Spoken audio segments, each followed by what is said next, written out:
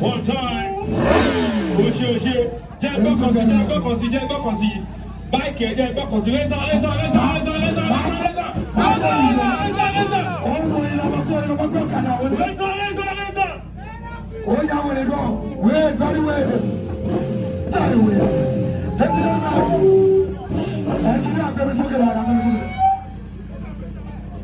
Ladies and gentlemen, ìyá yín ò gbọdọ̀ ṣubú o dá ìbàfẹ́ wọ̀ náà. Ìyá yín ò gbọdọ̀ ṣubú o. Màá gbé bá aṣọ ọ̀ṣọ́ náà. Ìyá yín ò tún bá Màá gbé bá aṣọ náà.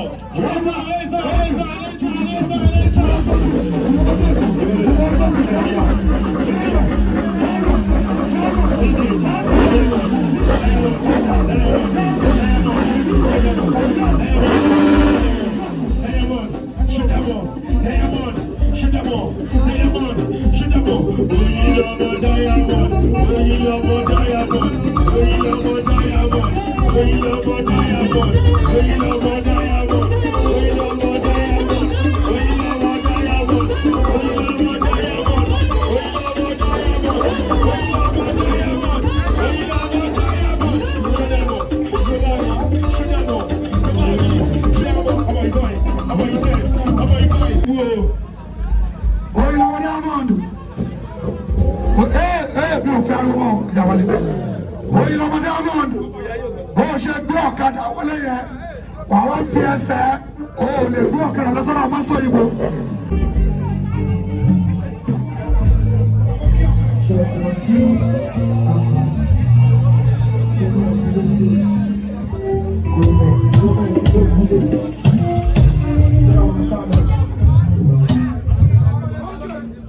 One time. One time. Hello. Ṣebí torí tèmi lẹ ṣe wá kí ló ṣẹlẹ̀? Hello. Tí bá ti ṣe bí ọmọ ọ̀tá ẹ̀ kì í serious. Hello. Mama ṣe bẹ́ẹ̀ tó ní steez ẹ̀ ní down. Oyinbo sọ̀rọ̀ sí ẹ̀ ní down. Okay, that's just by the way. I'd like to say hello to everybody in the house. I'd like to say a big shout out to everybody that is here. To people that have been here before we started the program, and to people that are here till this moment, I want to say thank you so much for coming. We really appreciate you. We are so sorry we started late due to unforeseen circumstances beyond our capacity. So I want to say I appreciate everybody in the house. I love you all. You guys are the best thing that has ever happened to me. Without you guys, I'm nothing. Without you guys sitting here, there is no Diamond. God is the first thing that has ever happened to me, which is the best. Without God, I have nothing, I have nobody. But in most situations, God will never come down from heaven to do what? To help his own people. God, from the richest to the richest, because there's nobody that is broke. If you can afford to eat 3 times meal in a day, we are all rich. I want to say from the youngest to the oldest, from the richest to the richest. I appreciate you all. Thank you so much for coming. God bless you. To all my real fathers in the house, thank you. To all, I don't want to mention them because if I start mentioning them, I have not greeted people properly. I don't want to omit anybody, and I'm a very short-sighted person. I just know that people are seated, but I cannot really say this is somebody that is sitting right there. So before I can know who are seated, people who are seated, I will have to come to the crowd and say hi to you all. So permit me. This is my welcome speech. We are not ready for performance now. I'm still going to perform, but I would like my MC to take charge for another 5 minutes for me to rest and relax from my chaotic entrance. Everybody go, yeah.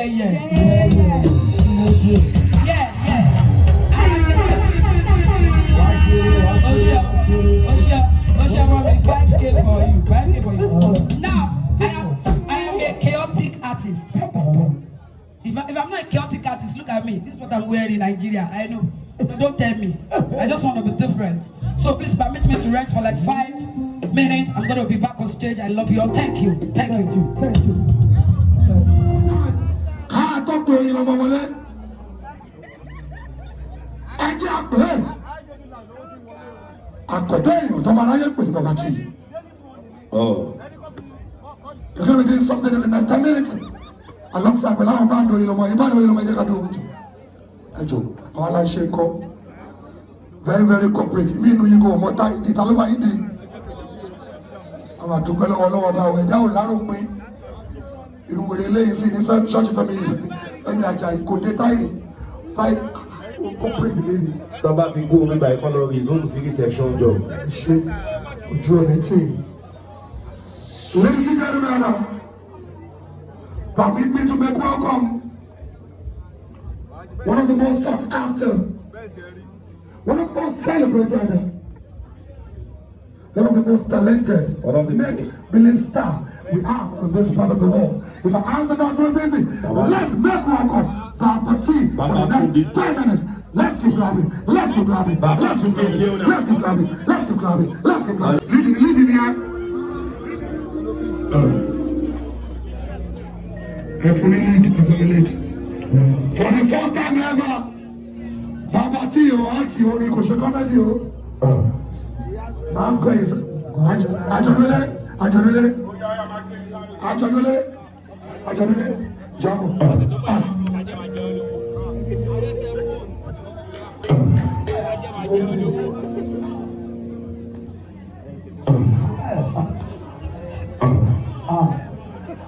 Olú ẹ̀kọ́ kalẹ̀ lálá. Ọlọ́dẹ̀gbọ̀gbọ̀ yìí ní ìkú kalẹ̀ ọ̀rọ̀. Òṣèlú Lala kú kalẹ̀. Kú kalẹ̀ mú ìdí ní oṣooṣo. Rọ́pọ̀. Èmi Alexander tútọ̀ ọ́dì ẹ̀mí òkè dé bẹ̀. Ìjọba ọ̀tọ̀ ọlọ́rọ̀ mi òkè wá. Ìbálò sẹ́nu oúnjẹ ètò kọ́níkà lóyìn bá ètò ẹ̀. Wọ́n fi mí lórí ẹ̀ ní láì. Ẹ̀gbọ́n, wàá sọ ìbòkú kalẹ̀ ẹ̀gbọ́n. Lala, ọlọ́dàpọ̀ mú ìdílé ọ̀gá. Oníṣẹ́ tún ti ń kọ́ Fuji ní àkọ́bí bàbá tí rè. Èmi dandan lọ́rọ̀ rẹ̀. Ṣé ẹ gbọ́ pé lórí social media lẹ ti wọ́ mi tán? Alexander tó tọrọ díẹ̀ tó ń pariwo. Àjí dọ́gì tó ń sọsẹ́. Ó ṣe dọ́gì lọ ń gbọ́. Àjí dọ́gì tó yó. Máa gbé nífẹ̀ẹ́ alákọ̀ọ́bí bá ti ìtúndé ni o. Àwọn tó ti ń bá mi bọ̀ látàrí alálùmọ́ọ̀lẹ̀. Ẹ ṣe òdúgbẹ́ àkọ́bí balẹ̀ láyọ̀ rèé. Bàbá ti lẹ́nu ẹ̀. Orí túnjọ́ ní ẹ̀ o. Ẹ̀gbọ́n túnjọ́ ní ẹ̀ o. Èmi ní irú ẹ̀ mọ́ láyé mi túnjọ́ ní ẹ̀. Ogun túnjọ́ ní ẹ̀. Kẹlẹ́dẹ̀ máa jẹ́ irú ẹ̀ mọ́ láyé. Kì í sátì máa jẹ́ irú ẹ̀ mọ́ láyé.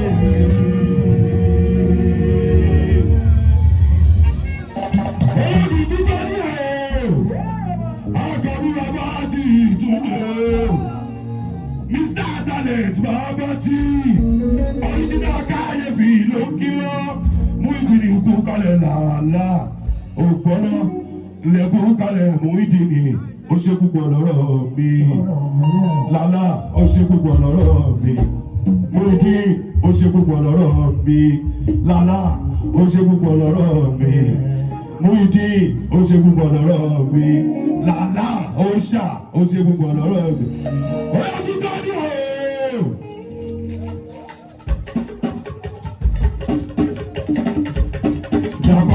Dàpadà ẹ wọlé dáadáa concert làwà ẹ wọlé dáadáa. Túbọ̀ ní o.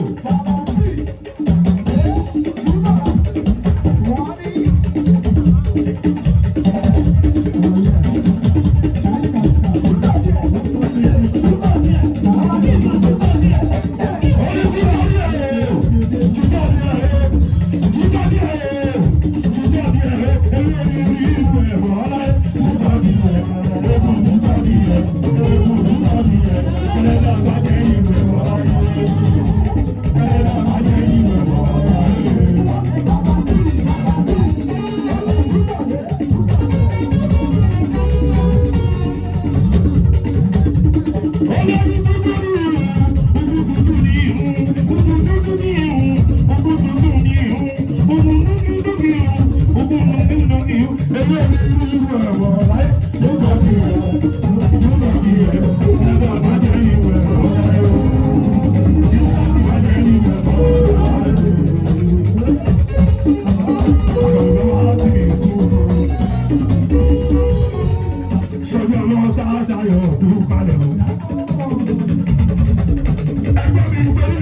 ṣe lọ. Oyinlomo kú kalẹ̀ dáyàmọ́. Àwọn ṣe sọ sáà níbi o. Èmi ọkọ̀ lọ́la láti rí ìtúndé. Owó bàbá dàbí ibi ló pẹ́. Ló pẹ́ bẹ́ẹ̀ dábí ìbẹ̀kẹ̀ kú kalẹ̀ o. Ló pẹ́ bẹ́ẹ̀ dábí ìbẹ̀kẹ̀ kú kalẹ̀ o. Látòrí káyọ̀ ló yá ní báyọ̀. Mo rí ẹni bẹ́ẹ̀ yẹ ìṣòro. Níbi tí ikú kalẹ̀ yóò ṣe o. Àwọn ẹ̀gbẹ́ dábí ìbẹ̀kẹ̀ bá káká. Ẹ sọ fún ọba tí kọ́ méjì àti èbí iṣẹ́. Aláṣẹ tún sọ ọ́ di ẹ̀dùn olómi o. Èmi náà kọ́ sọ tí a mọ̀ ní ìlú ọjọ́ nígbà. Ìgbàlódé bá ọlọ́run lẹ́kọ̀ọ́ yẹn. Wọ́n ti tá a létí ìlú kíná. Bàbá tí kọ́ méjì àti èbí yẹn o.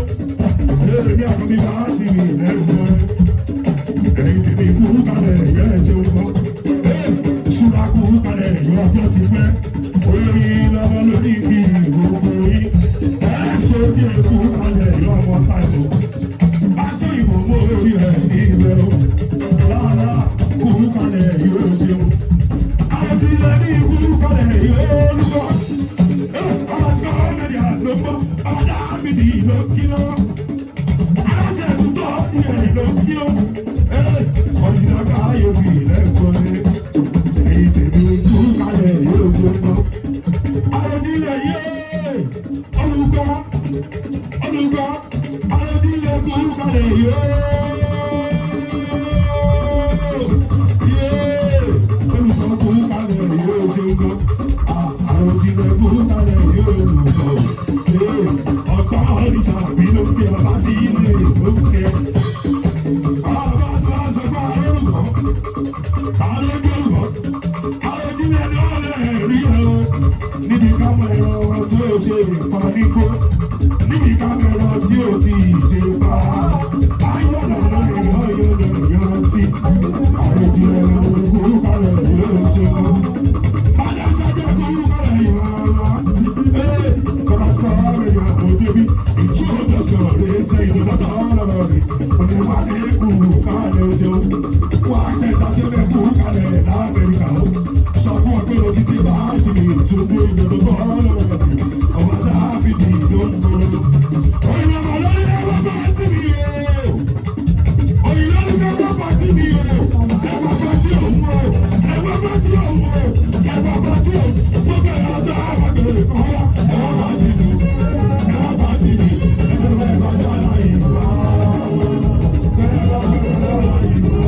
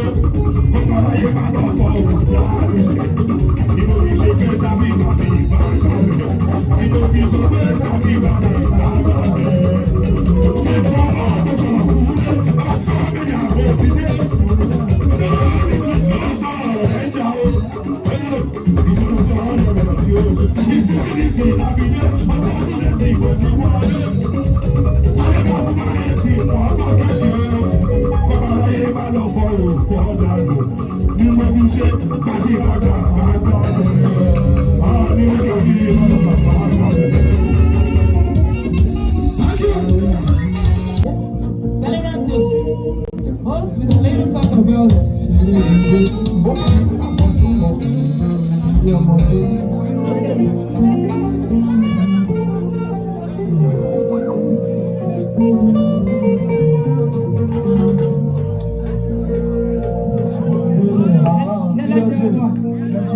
one time.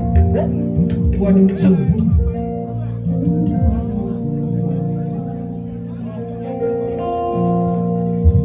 One, two.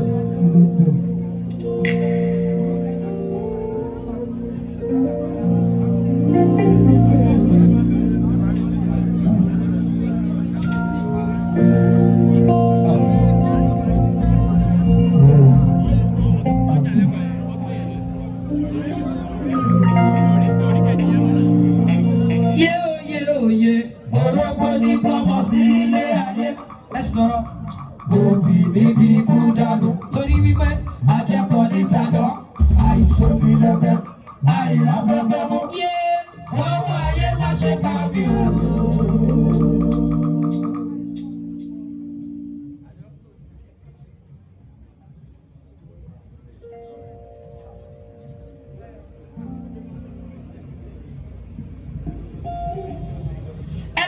Sókè kan gbọ́ orógbó ní gbọ́mọ sí ilé ayé. Yé òbí bíbí ikú dànù. Wọ́n ní wípé àjàpọ̀ níta ẹ sọ̀rọ̀. Àìṣe mi lẹ́fẹ̀. Yé àìráfẹ́fẹ́ mú. Yé ọwọ́ ayé má ṣe kábí o. Ẹ̀gbọ́n sókè kan gbọ́ orógbó ní gbọ́mọ sí ilé ayé. Ẹ bá sọ̀rọ̀ fún wọn gbọ́gbọ́. Òbí bíbí ikú dànù. Yé òye òye àjàpọ̀ níta dán. Àìṣe mi lọ́fẹ̀. Torí pé báwo ayé má ṣe kábí o. Bí mo ṣe wí pé èyí tó láyé ẹ̀rọ sí mi, aládùn mi kò bá mi rí. Ọ̀fà ayé má tẹ́kọ̀ọ́ lọ. Ìdìbàdé yé jágbá mi.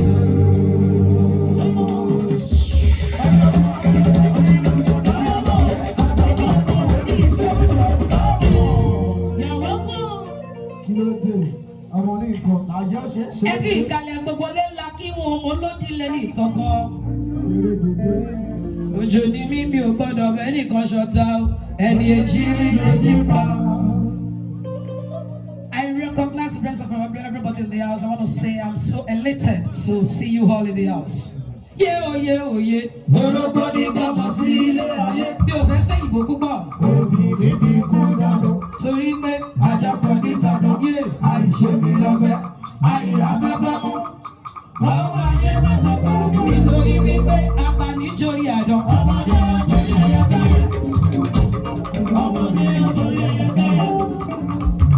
Ọmọdé àtòrí ẹyẹ káyẹ. Àwọn apaníjórí àdán. Ọmọdé àtòrí ẹyẹ káyẹ. Ọmọdé àtòrí ẹyẹ káyẹ. Ọmọdé àtòrí ẹyẹ káyẹ. Àwọn apaníjórí àdán. Ọmọdé àtòrí ẹyẹ káyẹ. Mọ̀jọ̀rọ̀ pọ́pọ́ mi lè gbó. Ọmọdé àtòrí ẹyẹ káyẹ. Mọ̀jọ̀ gẹ̀dẹ̀ kó mi lè gbó. Ó ṣe. Ọmọdé àtòrí ẹyẹ káyẹ. Ikú ajá ò gbọdọ̀ pajá. Ọmọdé àtòrí ẹyẹ káyẹ. Ọmọdé àtòrí ẹyẹ káyẹ. Ikú àgbò kò gbọdọ̀ pa àgbò. Ọmọdé àtòrí ẹyẹ káyẹ. Ọmọdé àtòrí ẹyẹ káyẹ. Ẹnìkan kì í bínú orí dání jí. Ọmọdé àtòrí ẹyẹ káyẹ. Ọmọdé àtòrí ẹyẹ káyẹ. Ọmọdé àtòrí ẹyẹ káyẹ. Tó bá kọ̀lákọ̀lá. Ọmọdé àtòrí ẹyẹ káyẹ. Ọmọdé àtòrí ẹyẹ káyẹ. Ọmọdé àtòrí ẹyẹ káyẹ. Sọmọdé bá rọ̀ yẹn sàkàrà. Ọmọdé àtòrí ẹyẹ káyẹ. Ìkọ́ bala. Ọmọdé àtòrí ẹyẹ káyẹ. Ìkọ́ rẹ̀ ní gẹ́jọ́ lẹ́sẹ̀ láyé mi. Ọmọdé àtòrí ẹyẹ káyẹ. Ẹnu. Ọmọdé àtòrí ẹyẹ káyẹ. Ọmọdé àtòrí ẹyẹ káyẹ. Lẹ́sẹ̀ pípẹ́ kúrò ojú ọ̀nà. Ọmọdé àtòrí ẹyẹ káyẹ. Nítorí pé má bẹ mo ti padà gbé bẹ́ẹ̀. Ọmọdé àtòrí ẹyẹ káyẹ. Nítorí kí má tẹ ibẹ̀ mò ń sùn. Ọmọdé àtòrí ẹyẹ káyẹ. Ẹnìkan kì í bínú orí. Ọmọdé àtòrí ẹyẹ káyẹ. Ṣé bẹ́ẹ̀ ni àjọ̀dún ọmọ wo òòlù? Ọmọdé àtòrí ẹyẹ káyẹ. Àjọ̀dún ọmọ wo òòlù? Ọmọdé àtòrí ẹyẹ káyẹ. Ó ṣèbà wọn àgbà. Ọmọdé àtòrí ẹyẹ káyẹ.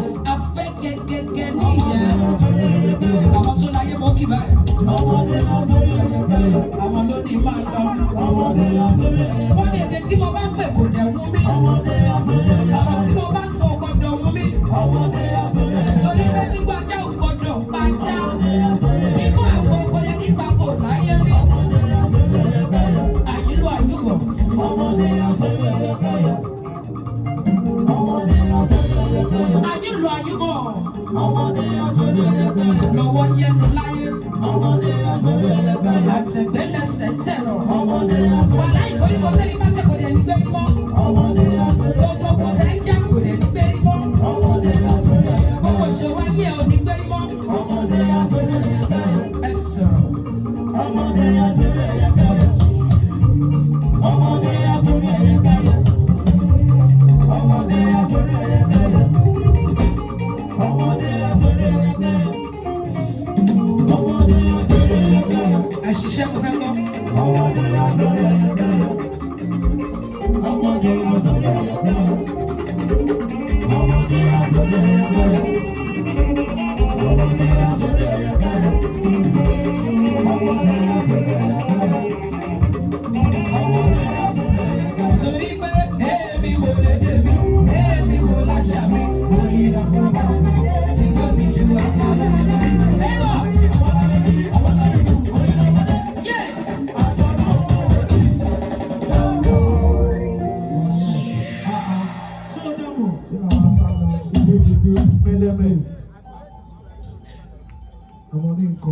Kí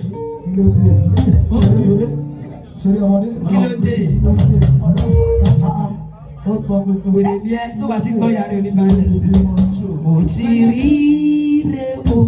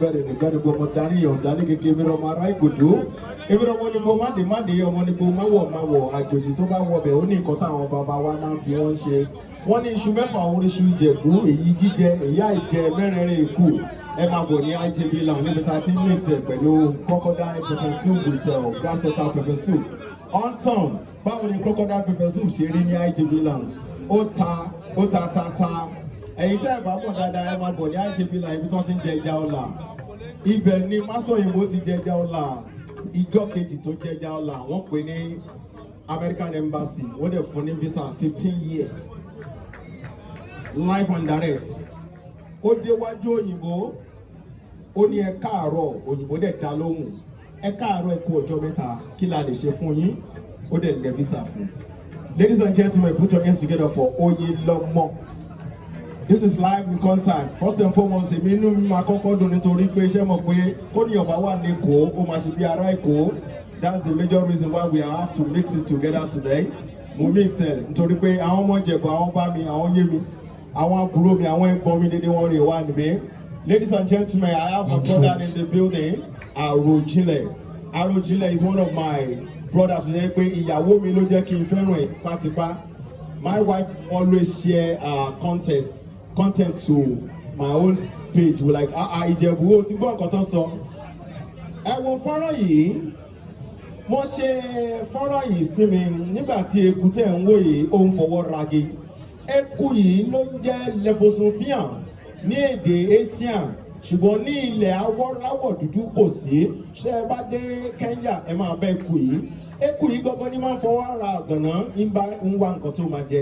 Eku yìí ló ní poison rẹ̀ gangan ló wà lára igi yìí nítorí pé tó bá ti ń jẹ káàkiri yóò mọ̀ fọwọ́ wọ́.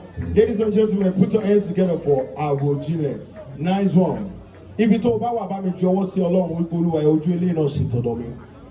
I have my brother in the building, Lala Osha Lala 101 Àṣàkẹ́ ọmọ ìyá nílá ó máa ṣe kí ni ó máa ṣe lá. God bless you. My Afrimeco brother, God bless you. Afrimeco. I have Bimiti, I have K Alubarika, I have Deide, and I have Agbaegbe Adebayo Tijani. Also, we have all actors in the building and actresses. We also have actress Mary Jane. God bless you for coming. We also have Dewumi Beru. How you doing? Dewumi? Wàhálà kan lónìí, wàhálà lọ́la ni. Ṣé a ti ṣe tó ẹ̀yin báńdì? Ṣé o ti sọ kí tó fẹ́ lò fún ọ? Ṣé mi sọ kí mo tẹ́lẹ̀? W ni àbí arú? Inú mi dùn wípé mo wà mí báyìí lónìí. AY, in-law, I see you my brother. God bless you all the way from Ìṣàgámù. Kí ló fẹ́ dẹ̀yìndé? Mo ti kí ẹ sílẹ̀.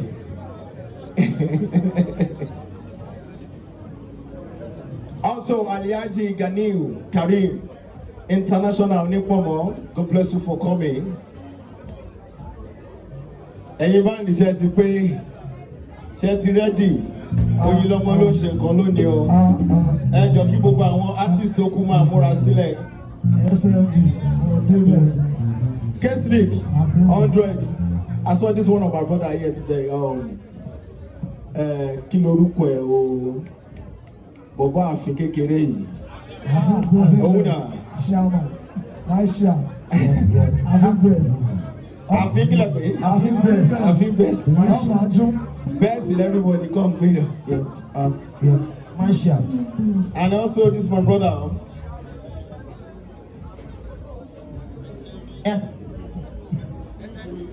Kulubele. Atako. Ibi gíga là ń lọ. Ẹ fún mi ní ẹ. Lúwúrẹ́ Jésù. Mo fẹ́ lò ní. Mo fẹ́ fi ṣe live in concert Oyinlomo.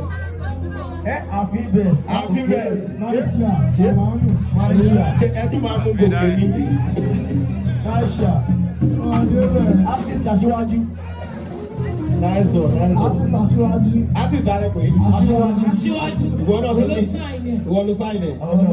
Happy best. Ọlọ́sẹ̀. Wíkì wọ́n gíláàsì. Sọ̀gbọ̀n báyìí wá lóde. Wàrí ọ̀rọ̀ ò wá tẹ́ mẹ́lú.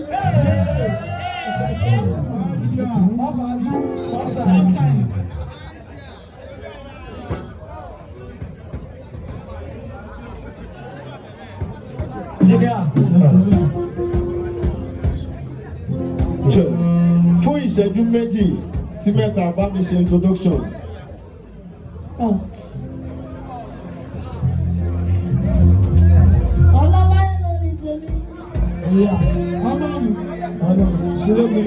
Màá fi ṣètọ́jú ẹ̀. Màá fi kéṣìkì. Ọlọ́run tó bá gbọ́. Ó ní báwẹ̀ bá ti tọ́ kára ṣe ṣìnà fẹ́lẹ́fẹ́ kára ṣe ṣìnà fẹ́lẹ́fẹ́. Màá fi kéṣìkì lójú ẹ̀. Ọ̀gá mi o. Bẹ́ẹ̀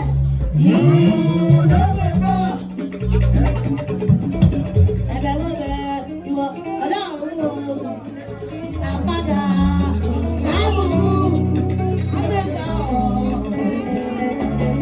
Ṣètọ́jú lọ bẹ ẹ̀kọ́ ti fáyọ̀. Wọ́n ní mo kílé mo kágò kí má bọ̀dẹ̀ wà wúso. Wọ́n ní ewúrẹ́ dúdú tó wọlé tí òkílé tó kágò ń jẹ wà wúso. Àgùntàn pupa tó wọlé tí òkílé tó kágò ń jẹ wà wúso. Mo kílé mo kágò kí má bọ̀dẹ̀ wà wúso. Ó ní nítorí bàbá ọgbọ́n ti fọ́yọ̀ sọ wípé ọkọ̀ ọ̀gá bàbá ẹ̀fọ́ wá ìbọ̀lẹ̀ ọkọ̀ ọ̀gá bàbá ẹ̀fọ́ wá ìbọ̀lẹ̀. Ọ̀gá ọ̀gá ní tèmi ò rẹ̀ ó ní ọkọ̀ ọ̀gá bàbá ẹ̀fọ́ wá ìbọ̀lẹ̀. Ó dá tún síwájú ó ní káàbọ̀ ọkọ̀.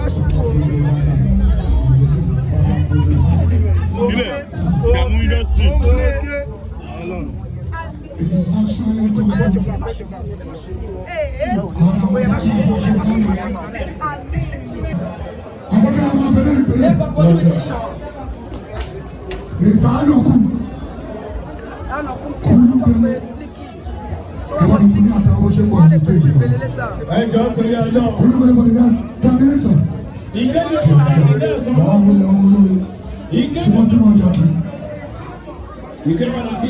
Ìkéde pàtàkì dẹ́ sanwó fún. Ègbọ́mọlá.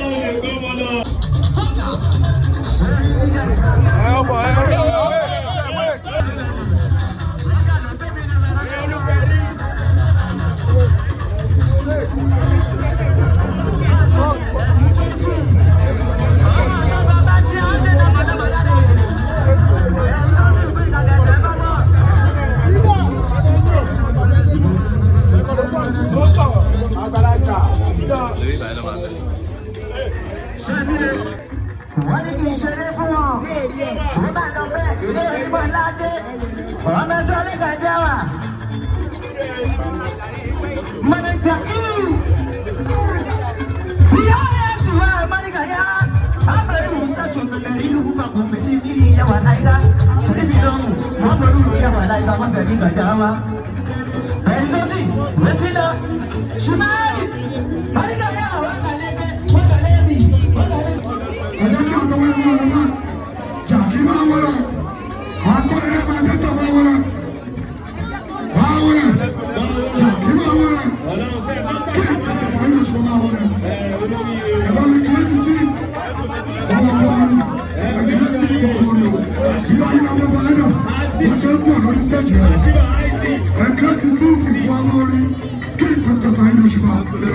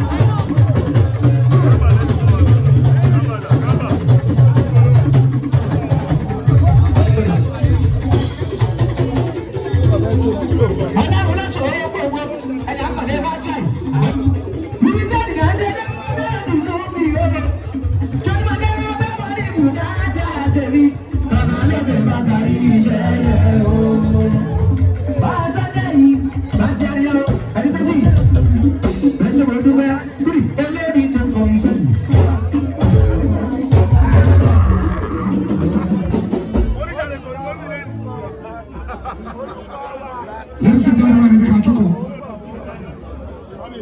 Táyà bá torí akọni, a máa fi dáná yẹ̀rẹ̀. Oyinlomo, ẹ jẹ́ kẹ́ni tó ẹni tí òṣùpá torí ẹ̀ wá, ẹjọ́ orí òṣùpá. Èrò ti tọ́jú. Kámẹ́rà ẹ̀ fún mi. Kámẹ́rà ti wà, ẹ̀rí tí a ti pèsè àwọn mídíà. Kí Oyinlomo máa sọ ọ́ ní wa. Ọlọ́run fẹ́. Akúrẹ́dẹ́ máa ń dọ́tọ̀, ẹni ká wò sáré wa. Ọmọ orí ẹni máa wò sáré wa. Máa tàgbà mọ́lẹ̀. Pizza tó ń pariwo. Tó o máa tàgbà mọ́lẹ̀ ohun tó ṣe Nípa tàbí ti kò bá. ẹbí ẹ̀ rò pé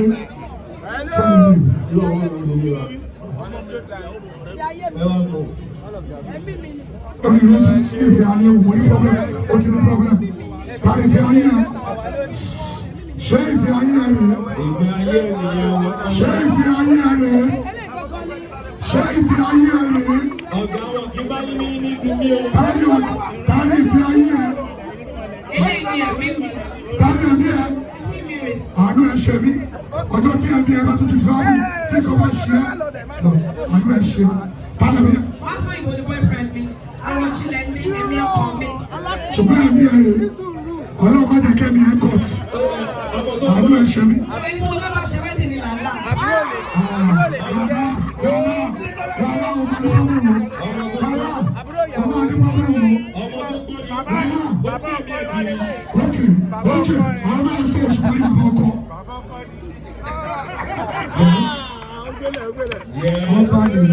Ṣùgbọ́n tá a bá wò ní ara ọmọdé náà ní àgbèrè yàtí prostitution ṣé ìfẹ́ ayé rẹ̀ ẹ̀mí rẹ̀ ọkọ̀ ọ̀gbìn ẹ̀mí ẹ̀kẹ́ ọ̀fìn ẹ̀mí ẹ̀ta káìtì.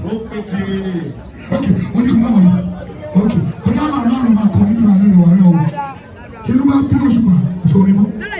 Okay, some of you are here again. You're big. Oh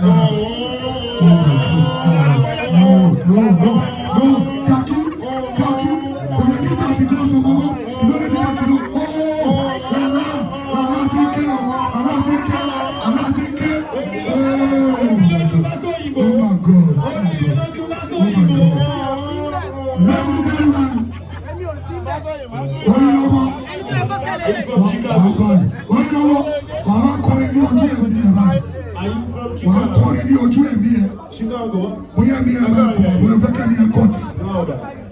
You are here, me.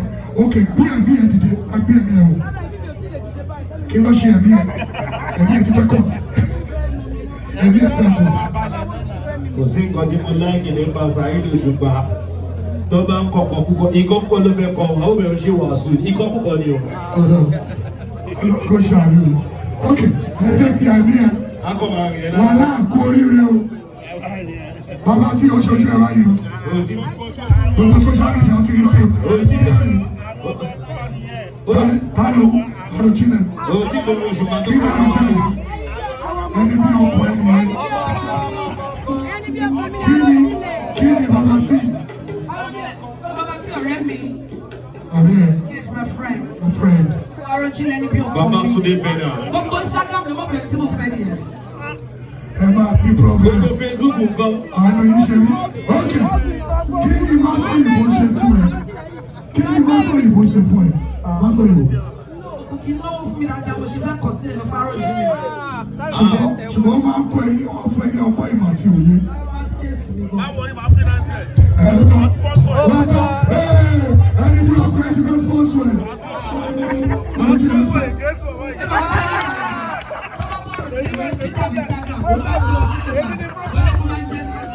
Ṣòtítọ́ òṣùpá náà wọ́n sponsor àròjìnlẹ̀ láti pọ̀jù màláàkẹ́. Àròjìnlẹ̀ jọ̀wọ́ sí kámẹ́rà kò rí rẹ̀ lórí sí dọ́gbọ̀ ọkọ̀ ẹ̀yìn ọmọ tuntun rẹ̀ ó lẹ́rìn lẹ́yìn òyìnbó kíkọ. Let's go. Oyinlomo náà máa bá ní station. Tí bá ti gbóhùn ẹ̀ wọ́n máa dọ̀ mí ilé ẹ̀kọ́ sókè. Èmi délé mi dẹ́kẹ̀ta jọ́ mi.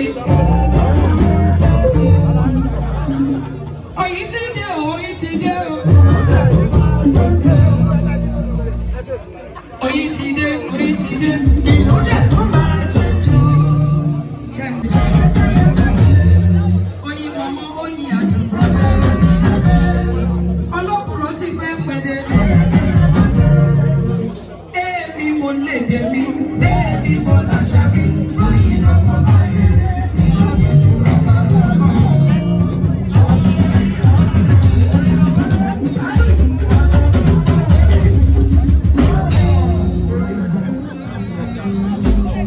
For the next 20 to 25 minutes of the stage, ẹjọ́ mo máa tó bá fẹ́ wáyà mi sí ẹjọ́ tó bá yẹ mi sí. Nítorí pé mo ní mú wọn ní pọ́sítà àkọ́kọ́ nítorí pé ayé mi tó wọlé King Dr. Saheed Osupa.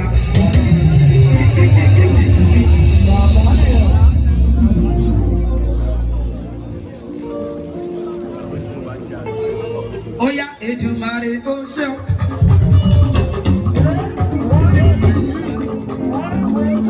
Èdùmàrè ó ṣeun. Èdùmàrè ó ṣeun. Èdùmàrè ó ṣeun. Lẹ́yìn ọ̀ṣọ́ba ìjọba èrè bí kan Masoyinbo gbọ̀pẹ́ wa. Ẹ bá mi tọ́jú Lala. Gbogbo Áfíríkì ni mo kí o. Látòrí Adébáyọ̀ Tìjání. Ayọ̀. Gbogbo Áfíríkì.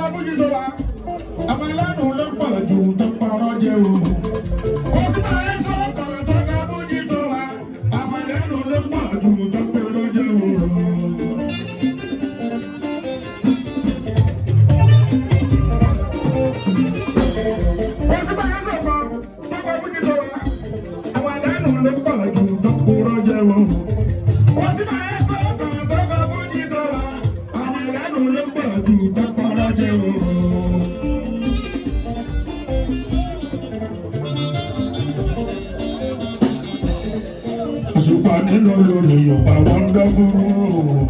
Nínú lórí Yorùbá wonderful. Nínú lórí Yorùbá wonderful. Nínú lórí Yorùbá wonderful.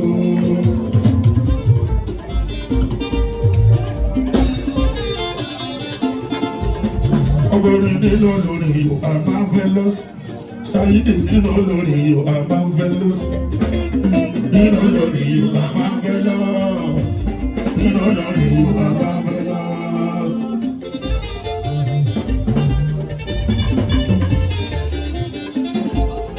Bulldozer nínú lórí kò ṣe dá dúró.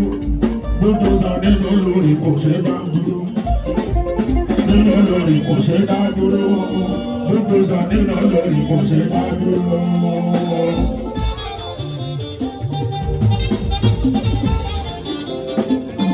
Bulldozer nínú lórí kò ṣe dá dúró. Bulldozer nínú lórí kò ṣe dá dúró. Nínú lórí kò ṣe dá dúró.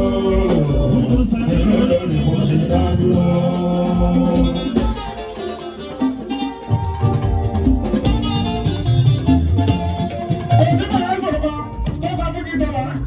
Àwọn ẹlẹ́nu ló pọ̀ jù tó kúrò jẹun. Kò sí máa ń sọ̀kan tó ká fún jíjọ wa. Àwọn ẹlẹ́nu ló pọ̀ jù tó kúrò jẹun.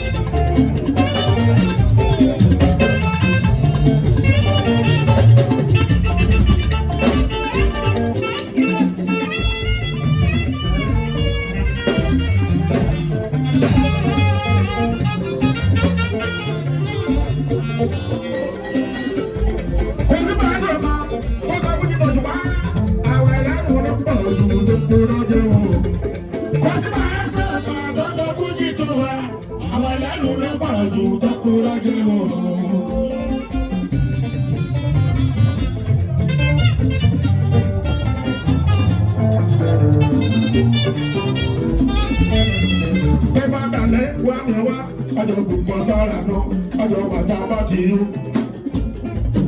Ọjọ́ tàwọn bá lè lọ́dún lè fẹ́ bá lọ. Sọ́ba dalẹ̀ wá mi wá, ọjọ́ gbogbo sára náà, ọjọ́ bàtà bá ti yó. Ọjọ́ tàwọn bá lè lọ́dún lè fẹ́ bá lọ.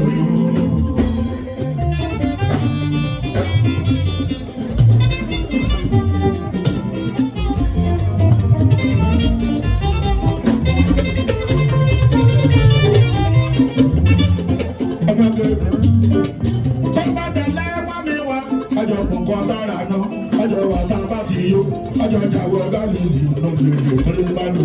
Tó bá dalẹ̀ wá mi wá, ọjọ́ kọ̀ọ̀kan sára náà, ọjọ́ wàtá bá ti yó, ọjọ́ jàwọ́ gálìlì lọ́dún ìgbèrè bá lò.